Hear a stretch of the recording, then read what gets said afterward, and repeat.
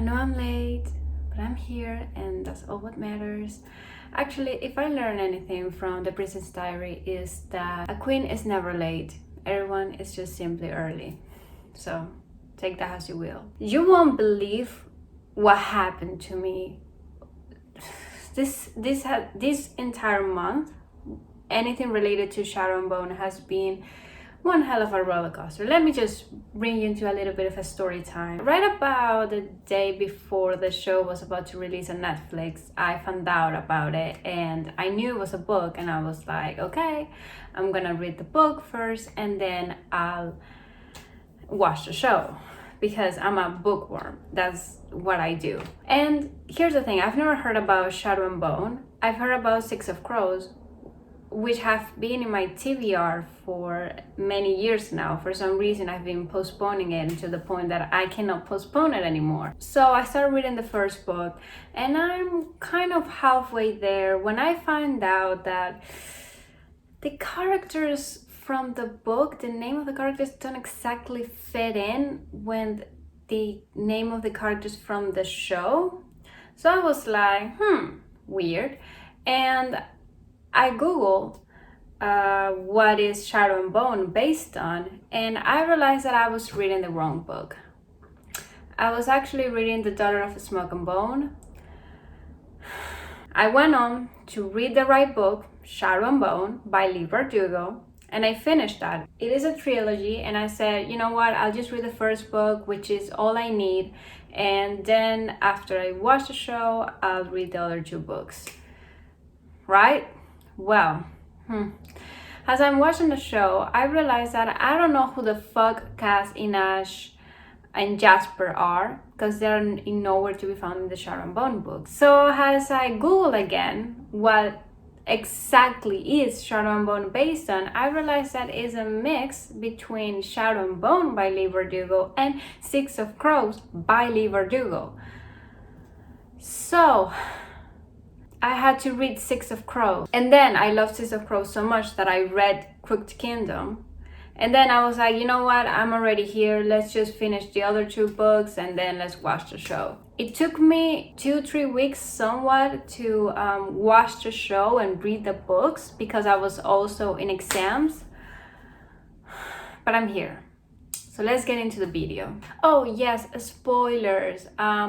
If you haven't watched the show or read the books, I suggest you to go and watch the show and read the books before watching this video, because I'm gonna be obviously talking about the show. I'll be mentioning the books and I will compare the show to the books. I'm gonna try my best not to talk about Six of Crows, but I don't think I'm gonna be able to do that. So if you have any intention of reading the books, just letting you know there's spoilers. So Shadow and Bone, the Netflix show. In this show there's 3 stories that we're following. There's the main plot, which is the Shadow and Bone book, that it follows the story of Alina Starkov, a teenage orphan who grows up in Ravka when unexpectedly harnessing a power she never knew in order to save her longtime best friend Mal. Since then, she's recruited by the Darkling and joins the Grisha, and well, things happens after that. Then we have a second story, which is about the crows, and it's the characters from Six of Crows, but it doesn't follow the story from Six of Crows, if you know what I mean. It's kind of a prequel to their story. Yeah. And we have a third story, which is Matthias and Nina. They're also from Six of Crows, more about Crooked Kingdom, which is the book that comes after that. Like I mentioned before, this whole video, the process to prepare to this video was a messy one, because just as I was making my script to make this video, Friendly Space Ninja, which if you haven't seen any of his videos, I really suggest you to do so because they're amazing, posted a video which was perfect timing about Shadow and Bone. Almost every single video that he has made about any show, I've been like, yep, you're right, 100%. You know, there's a first time for everything. I wanted to kill him for not liking it, mainly for calling Cass bland and calling the crows boring. That's when I realized, and also because he pointed it out, the clear difference experienced between the people that read the books beforehand and the people who didn't. It's just two complete experiences. The show sucks at explaining the bases, such as what is a Grisha, what exactly are Alina's powers, and just the basic plot. It doesn't really do a good job at explaining it. And I also believe that the books don't really do a great job on explaining it either. But obviously, if you have read the books, at least you have some kind of knowledge about what's happening. So whatever happens, you're like, oh yeah, that's because of this and that. But as somebody that is just coming in blind, yeah, you're probably not gonna understand most of the things that are happening. I can see how confused someone who hasn't read the books can be. The show almost feels like a giant campaign ad for the books, since without them you're completely clueless about what's going on. And pretty much everyone that I've seen talking about the show has been mentioning the books, whether they read the books beforehand and now they've watched the show, or because of the show they're reading the books. So good for you, Leigh Bardugo. Grab that bag. Adapting book is always a risky move. People will watch it, but you don't know if they're gonna love it or hate it, especially when it comes to books that have such a huge built-in audience over the years. And it's basically a high-risk love or hate situation. You don't know what's gonna happen, especially when adaptations don't really have a great reputation of doing book accurate adaptations that people love. It's dangerous territory. They made a big decision that could have gone terribly wrong, combining the two series, and it was a smart choice at the end of the day, because you're uniting two fandoms. Because not everybody that have read Shadow and Bone has read or is a fan of Six of Crows and vice versa. Personally, I like Six of Crows more than I like Shadow and Bone. You're mixing these two different fandoms. You're already whining your audience. And personally, if we take out the crows from the show, it could have been extremely boring. I don't think Shadow and Bone would have been as successful, and will kind of run the risk of being another YA fantasy cliche, because Shadow and Bone, it's your typical YA fantasy book. When I was reading it, it reminded me of Throne of Glass and Red Queen, A Court of Thorns and Roses, Shatter Me. All these books that have some kind of the same formula. I don't hate it, but it's sort of the same. While Six of Crows, it's kind of more original in that aspect, The fact that we got more than Alina's POV is what kept the show kind of enjoyable for me. And also, don't you see how great adaptations are when the author is involved? Leigh Bardugo, who's the author, was involved with the show. It just gives me hope for the new Percy Jackson Disney Plus show that they're doing, with Rick Riordan being heavily involved in it. It gives me hope, because that's all I need. We cannot have another disaster. And listen, I'm new to the fandom. I've been here for a couple weeks.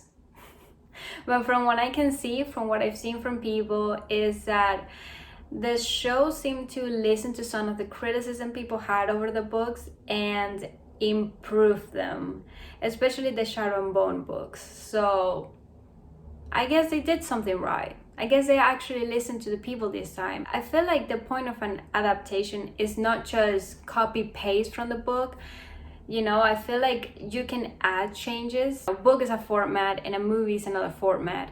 So obviously things are not going to translate the same. And I like when they make changes. The thing is that the changes that they make are not the right changes. And I feel like in this show, in this situation, they actually made good changes that made the story better. I'm gonna jump right into the characters because I have things to say. We'll start off with our protagonist, Alina. I like show Alina more than book Alina. She's your typical YA fantasy main character, so I don't really expect much from her. And what I mean by that, she's just there. There's nothing really remarkable about her, especially in the books. Things are happening, she's not actually making things happen, is what I mean. In the show, she's more of an active protagonist. She's got more depth, and I think a big part of it is because of the actress, who did an amazing job. Every single actor in this movie understood the motherfucking assignment. And here's the thing. Sebastian Stan, if you don't know who he is, he plays the Winter Soldier in the MCU. This is kind of, well, it is related. So in an interview, I think, I don't know, somewhere, he said that, people come up to him and say, oh, you understood the assignment. And he says that, well, of course, because it's my job. So it's true, we shouldn't be surprised about actors, completely understanding their characters and doing an amazing job. But more often than not, and I guess this doesn't rely only on the actors, but more often than not, in adaptations, because that's what we're talking about, sometimes actors don't really do the extra work of really understanding why their character does the things that they do.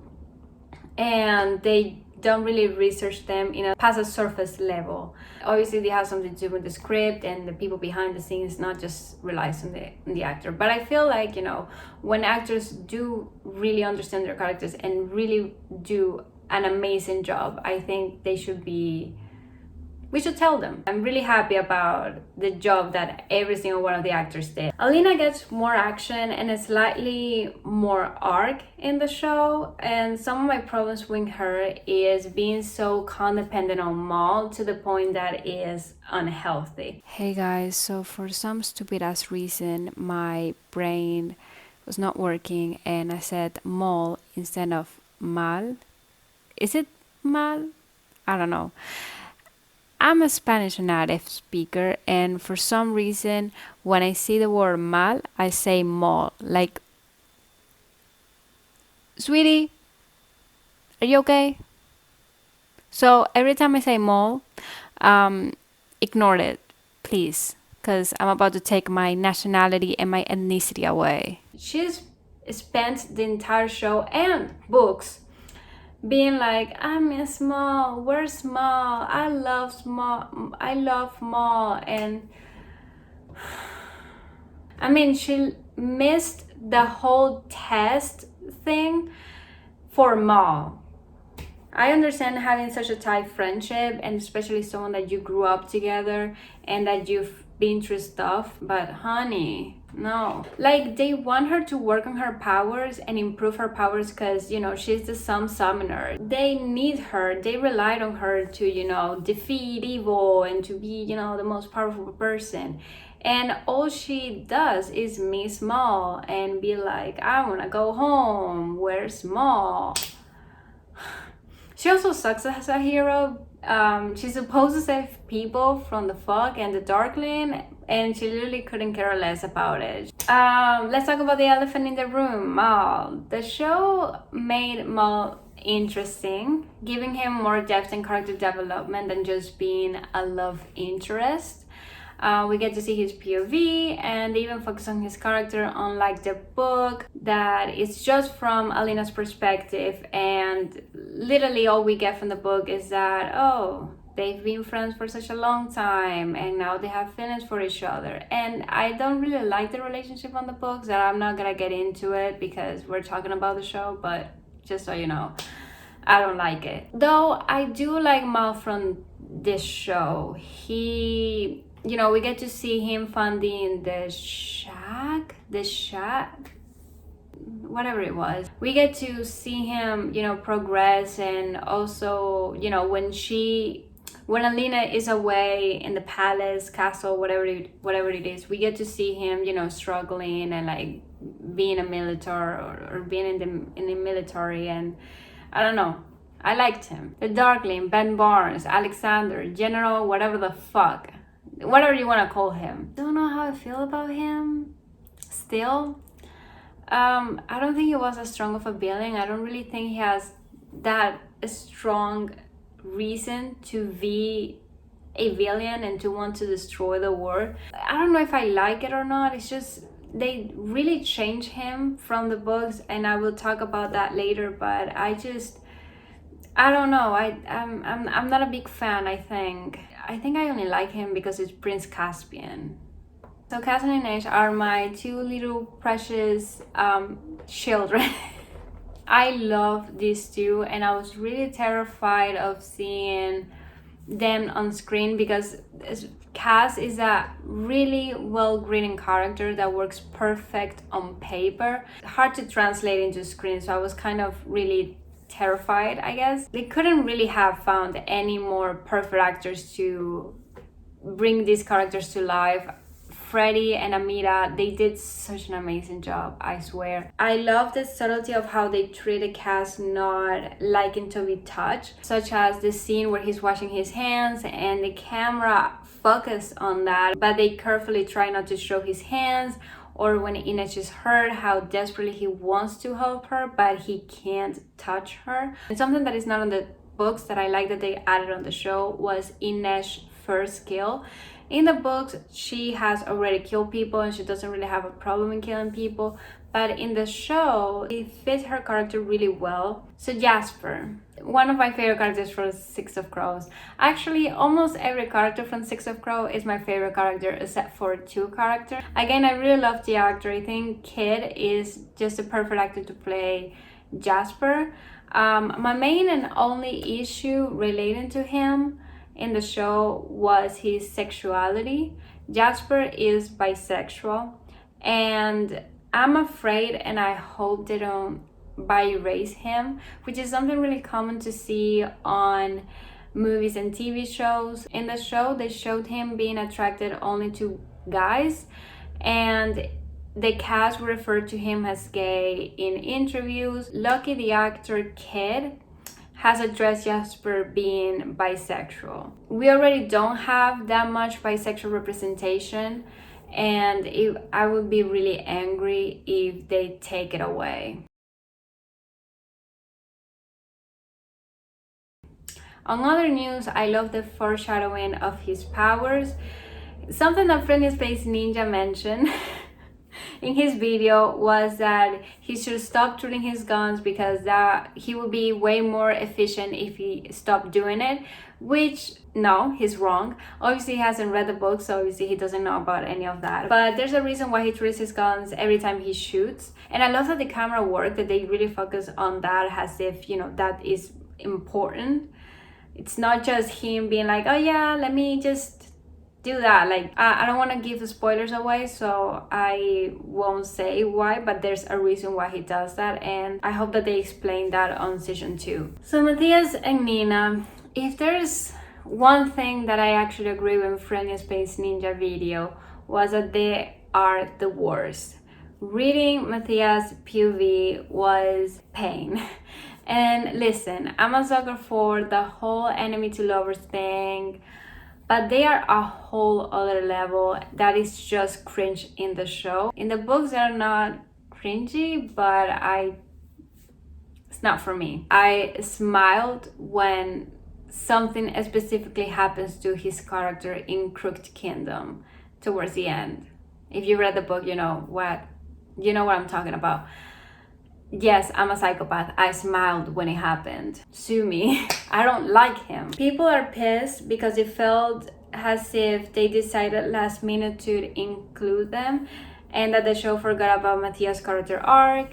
And although it might feel that way, I saw their introduction as a preview of what might be on season 2. And about Matthias, the thing about his arc is that it doesn't really begin until he's out of prison, where he pretty much hates Nina, not just because she's a Grisha, and works his way to eventually not hate her anymore, which in the show, he literally just got in prison. So, if I remember correctly, so there's not much to work on. Hopefully they'll focus on that in the future. Like I mentioned before, I love the combination of the two series. I feel like that was just the smartest shows that they could ever done. It just makes perfect sense. I hope that in future seasons they focus more on the Six of Crow storyline than Shadow and Bone. Also because I don't think there's much to do in Shadow and Bone, since they kind of squeezed book 1 and kind of some of the things that happen in book 3. So there's not much to go off. Hopefully they'll focus more on the crows later on, and they'll adapt Six of Crow and Crow to Kingdom, which in my opinion are way more interesting. They didn't have that many major changes as it tends to happen on adaptations, and most of the things that they changed, I feel like it improved the story. One thing that they changed, and I still don't know why they did it, and I don't know how I feel about it. The darkling's name, I don't understand why they gave him a whole new name. I think it was General something. But they revealed his real name way earlier than in the books. And I'm not sure if I'm on board. In the books, they don't reveal it until the very last book, towards the end. It was part of his story arc and part of his evolution, part of why he was, the big bad guy, why he wants to, why he created the fog and all of that. If it fitted his evolution, In the show, it feels kind of rushed. I think they revealed it around the first few episodes, which sort of ruins his character arc and the build up. Think about it as in Harry Potter. We don't really get to see any of Voldemort's background until the very last book. We don't get to see, his family, like why did they put him in an orphan home. They don't know about the Horcrux until the very last book. And that's when we find out, all these things about Voldemort and his past.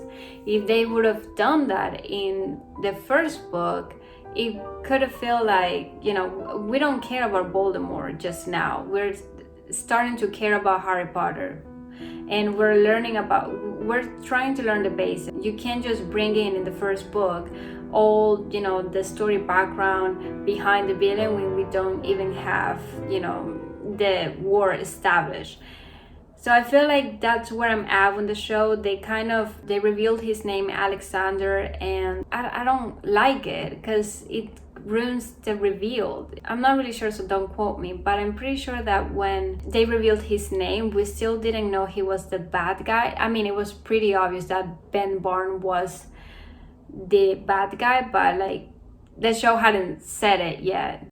Yeah, I forgot to mention something else, and that is the character's age. In the books, it is revealed that I'm not really sure about Alina, but I know for sure that Cass and Inej and everybody over there are supposed to be 17. So I'm pretty sure Alina is supposed to be 17 as well.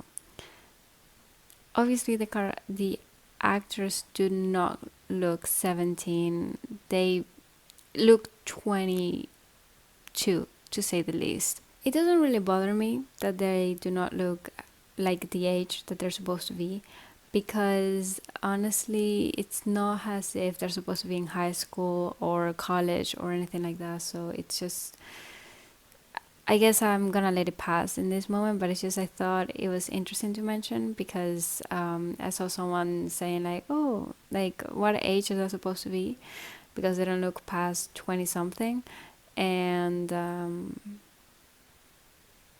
yeah, they're supposed to be 17. Just cute little fun fact. Let's talk about the necklace. I hate it. They upgraded the simple regular necklace into a thing that gets under her skin with horns that reminds me of Jesus, and I just hate to look at it. Obviously it's better, which is why I call it an upgrade, and especially as a viewer it's more interesting to look at, but I just hated looking at it. It made me so uncomfortable, like ugh. Let's talk about the one thing that can never be missed from YA fantasy books, which is love triangles. Though I don't really think it was a love triangle, since only the Darkling had feelings for Alina and she doesn't exactly reciprocate those feelings. Let's talk about Alina the Darkling and Alina and Mal. We know that Alina and Mal has feelings for each other because they literally say it.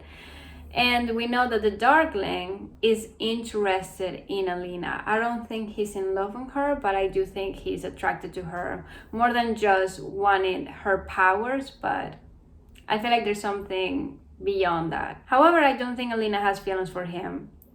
In the books, there was no point where I was like, maybe Alina the Darkling, there's something going on here. Because I always saw the Darkling pursuing Alina and not Alina pursuing him. Because in the book, like I said, Alina is a very blunt protagonist, and she's a very passive protagonist. Things are happening to her, she's not making things happen. And in the book, something that they changed in the show was that the Darkling kisses her. Every time they kiss, it was because he kissed her. Reading her narrative, there's no indication, or at least not that I remember, or not that I felt when I was reading, that she wanted to kiss him, that she wanted that she had feelings for him. Most of it, she just did it because he was kissing her. In the show, she's the one who kissed him first. And I sort of like that, because the thing that she's struggling with is wanting to go back home and, try to forget about her powers and just go back to Mal and be a Mac maker her entire life. She has that choice and that's what she wants, but at the same time, she has the other choice of, she's a summoner, to embrace her powers, to embrace this new thing of who she truly is. And by her kissing the Darkling is her kind of making a choice of, yes, I do want to live this life, I do want to see, want to experiment and learn from my powers, but I still don't think she has feelings for him. I remember before I watched the show, Netflix, putting out promotional pictures and being like, oh, are you team Darklina or Malina? And it's like, is there really a team Darklina? Because he has feelings for her, but I don't think she has feelings for him. And they're gonna cast the hot guy to play the evil guy. I forgot to mention something else. The ships. So there's Kaz and Inej, and there's Alina and Mal, or Alina and the Darkling, although I don't think there's any ship to be sold in that department. I like that Alina and Mal, although we know that they have feelings for each other, they didn't kiss, because it would have felt, although we know they have feelings, it would have felt somewhat forced and rushed, since she literally just killed the Darkling and she's like battling and fighting and whatever, she's going through stuff. So I kind of like that they didn't kiss. And then casting Inej, well, of course we're not going to see any kiss coming from them, but I like that it wasn't played out obvious that they have feelings for each other. It's, if you've read the books, and I feel like even if you haven't read the books, you can tell that there's some kind of chemistry going on and that there's some kind of something going on over there, but it's not like completely obvious that they have to spell it out for you, I guess. And I like that it wasn't overly obvious and just perfect. So the $1 million question: is the book always better than the movie/TV show? Contrary to popular belief, no, the book is not always better than the TV show/movie. Most of the time, yes, but not always. And in this case, I believe that, well, this is tricky. If you're talking about the Shadow and Bone series, then the show is way better. If you're talking about Six of Crows, which obviously you can't be talking about Six of Crows because it's not exactly an adaptation from Six of Crows. It's more of like a prequel, so we'll stick to Shadow and Bone. I think the show was better. Like I said, I feel like they made the right changes except for the whole Alexander Ben Barnes name. They made the right changes to make the show better, adding the crows, which I have mentioned way too many times in this video. It was just a perfect decision. Like I said, it's like they actually listened to all the criticism that people had about the books, and they worked on that, they improved that, and this is a result, and I'm really happy about it. It's been a very long time since I've been happy about a book adaptation. So Netflix, you did something right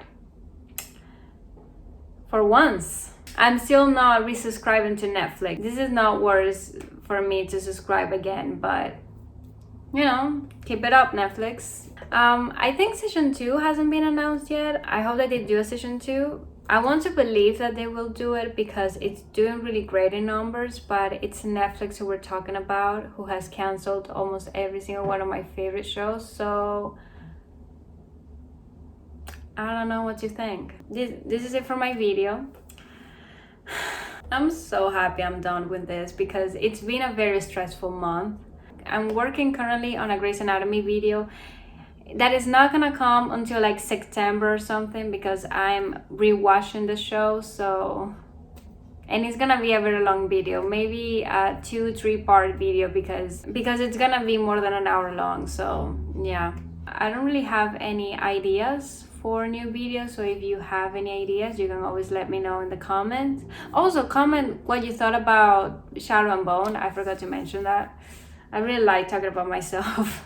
That I just forgot to ask for your opinions. I'm waiting for Elite, the 4th season, to come out so I can talk about that because I have very strong opinions about Elite. I really recommend you guys to read Six of Crow because it's just 2 books, Six of Crow and Crude Kingdom. Although yeah, you should read Shadow and Bone first because there's some things that you're gonna need to know. I read those books in 1 day each, and like 2 weeks ago, and now I want to reread them. Like, I don't know what's wrong with me, honestly. Bye guys, I'll see you soon in my next video. Bye.